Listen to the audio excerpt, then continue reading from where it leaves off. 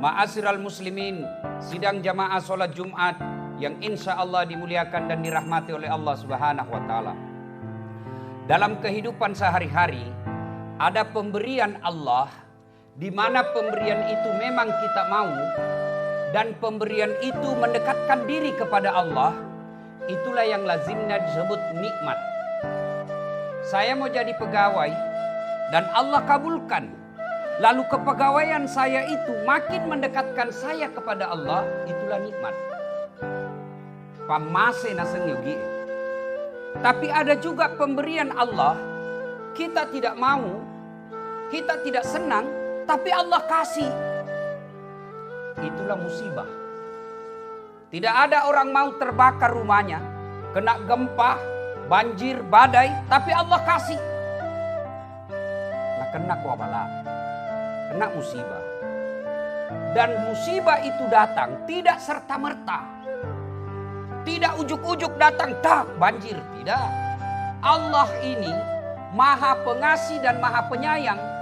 Tidak mungkin tiba-tiba satu daerah dikasih, tak.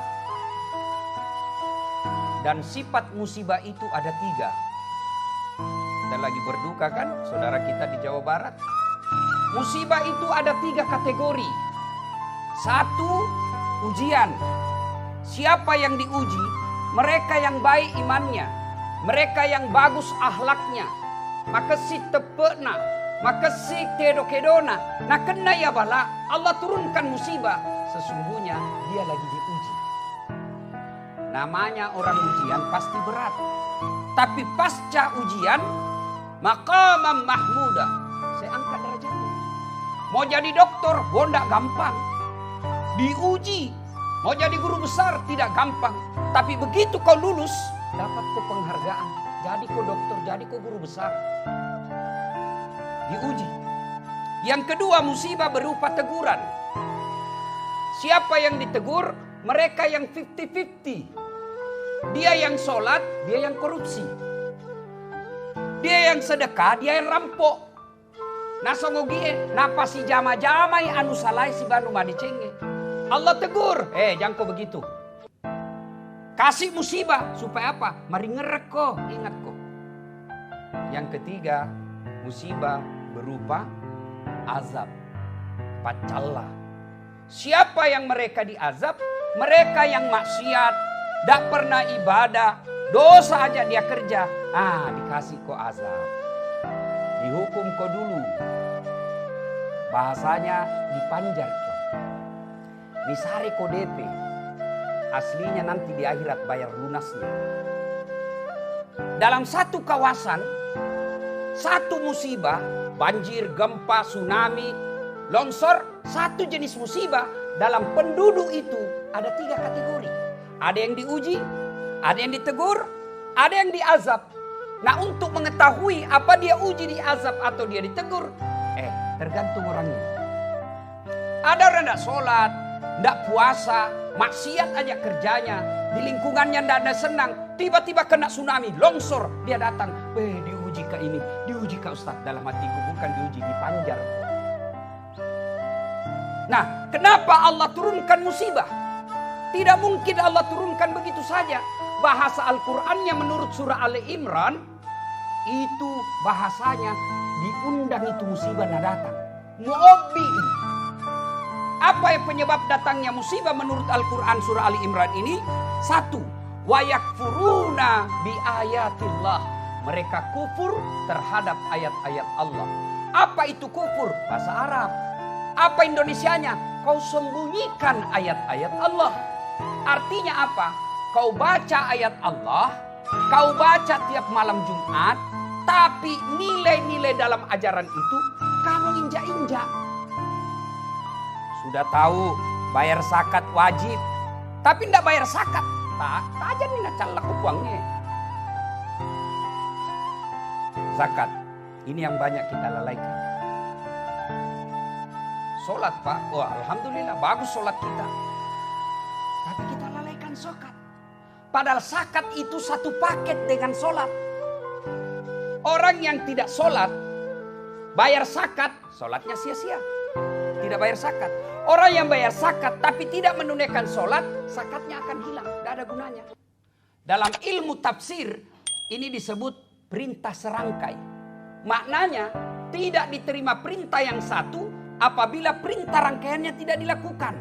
Ati'ullah wa ati'ur rasul. Taat kepada Allah, taat kau kepada Rasulnya.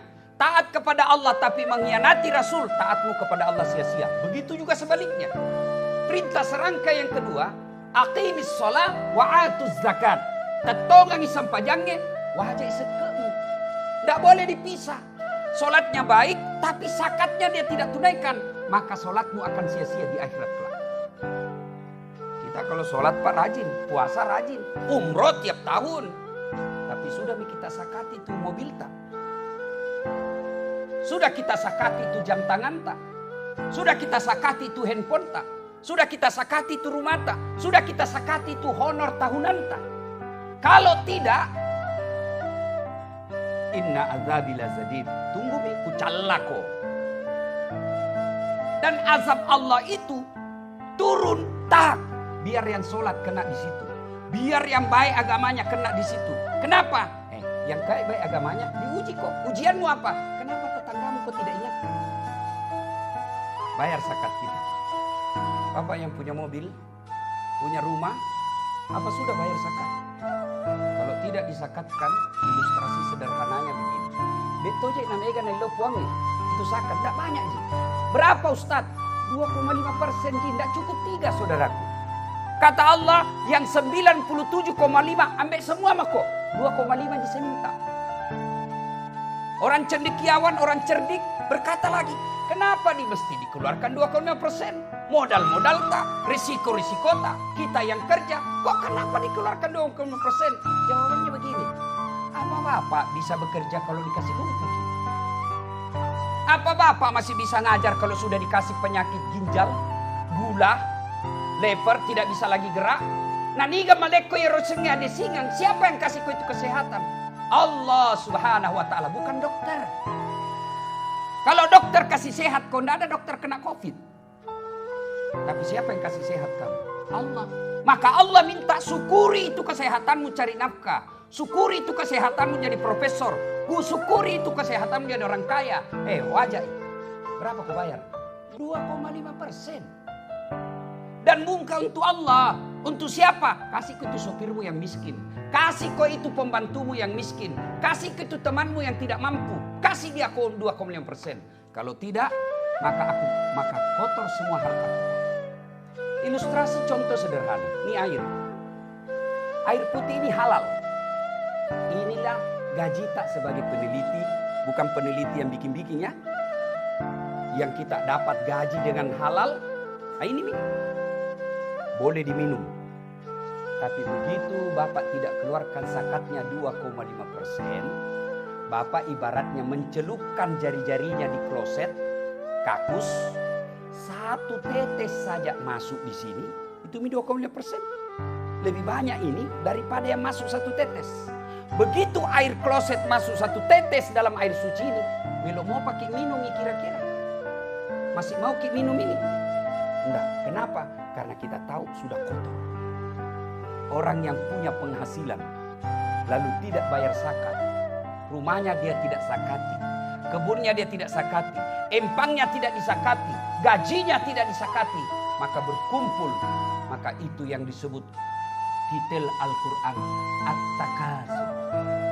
Berlomba-lomba memperkaya diri, mencari dunia sebanyak-banyaknya, lalu mereka enggan membayar zakat, maka akhirat nanti kau dapat hukumannya. Bahasanya ulama pandai tadiolo, ipasi depung mana roh asogiremu, dijadikan rantai, disuruh pikul, dan di terakhirnya disuruh masak. Bahasanya kalau kita di kampung, andre kula bocah buka mulutnya pasti masuk di situ. Itulah orang yang enggan membayar zakat. Zakat kita biasa salah paham. Nah, bawa di masjid zakatnya. Zakat harta bukan ke masjid. Zakat harta bukan ke masjid. Kemana zakat harta? Ada 8 penerimanya. Yang inti dari 8 itu adalah pemberantasan kemiskinan. Itu masjid sedekah. Nah, bisa ke masjid. Boleh ke masjid menurut ulama kontemporer, fikih kontemporer. Boleh dibawa zakat ke masjid dengan catatan di atas gunung, di gunung itu ada kampung mu'alaf, tidak ada masjid, maka boleh zakat harta kita bangun masjid. Itu masuk kategori fisabilillah.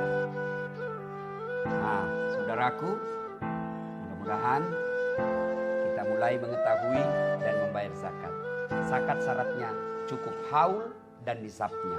Haulnya 1 tahun, nisabnya 85 gram emas. Artinya apa? Kalau Bapak punya harta 1 juta, belum wajib berzakat.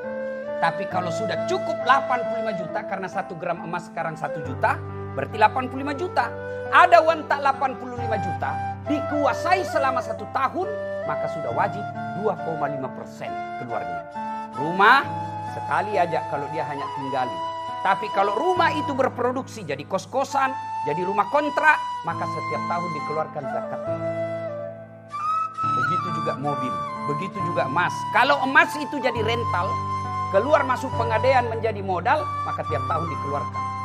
Tapi kalau hanya menjadi perhiasan, sekali saja kita keluarkan zakat.